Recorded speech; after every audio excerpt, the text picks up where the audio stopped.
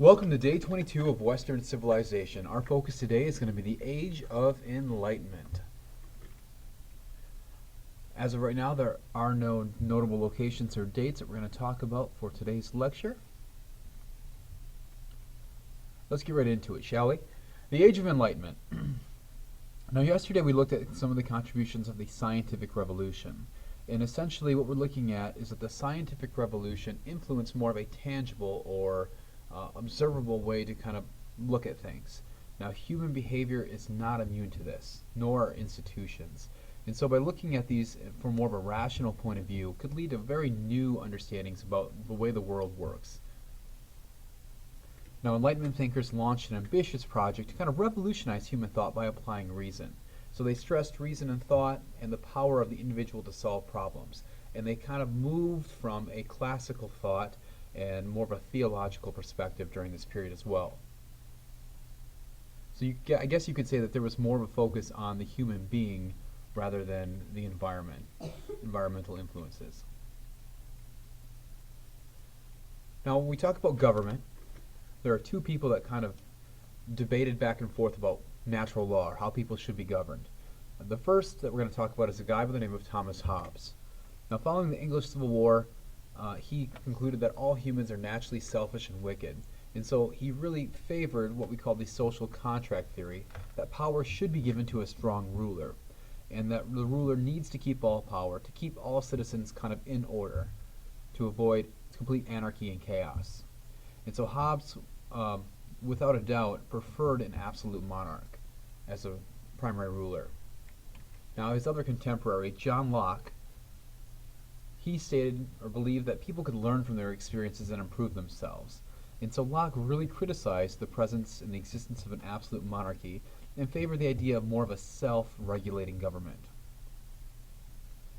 His ideas kind of surrounded the notion that all people are born equal with three natural rights: life, liberty, and property. And the role of the government is to protect these rights.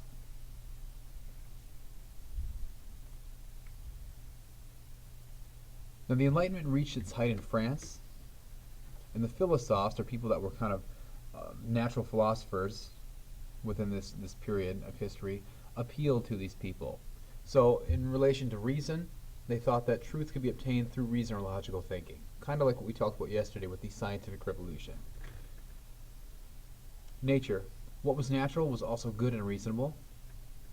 In regards to happiness, people should seek their well-being on earth. Progress, society and humankind can improve. And liberty, the Enlightenment called for liberties and a Bill of Rights. So those are the core beliefs of the Enlightenment. Now, what we're going to do is I'm going to kind of introduce to you some of the Enlightenment thinkers. Now, what we're going to present today are not the only Enlightenment thinkers, but they're just kind of a handful to introduce you to this period in history. There is a reading that's associated with today, and there also is a breakdown of a lot of other Enlightenment thinkers and their contributions to just the development of modern civilization. So once this video is concluded, I want you to please read those and check it out. It's going to be for your benefit.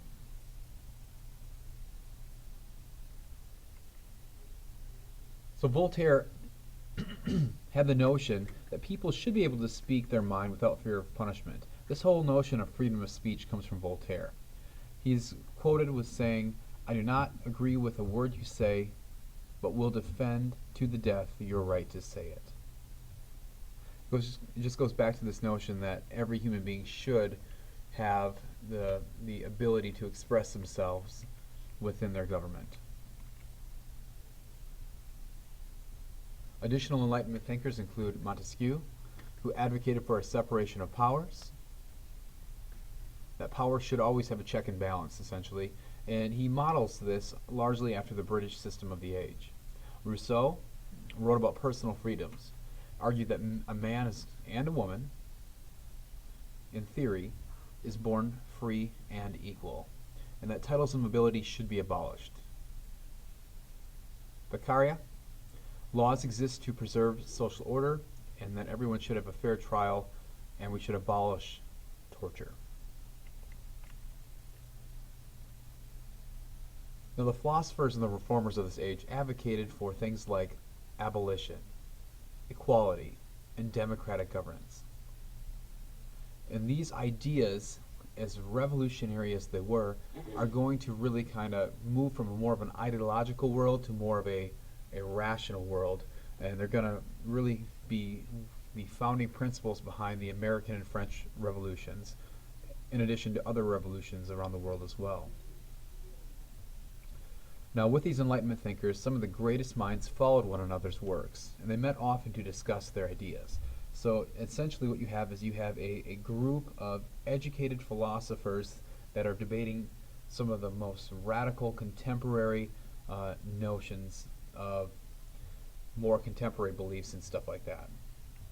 So imagine a time where their ideas are going to be some of the most powerful things that are ever going to hit society and change it for the positive eventually.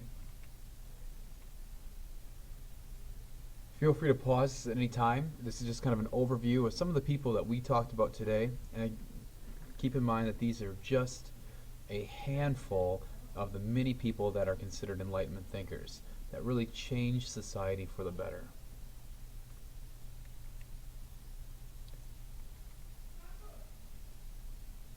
After this, what we'll do tomorrow is we'll focus on the Renaissance, and we'll take a look at how that kind of changes society as well before we get into the American and the French revolutions for this unit on revolutionary ideas. Thanks for tuning in.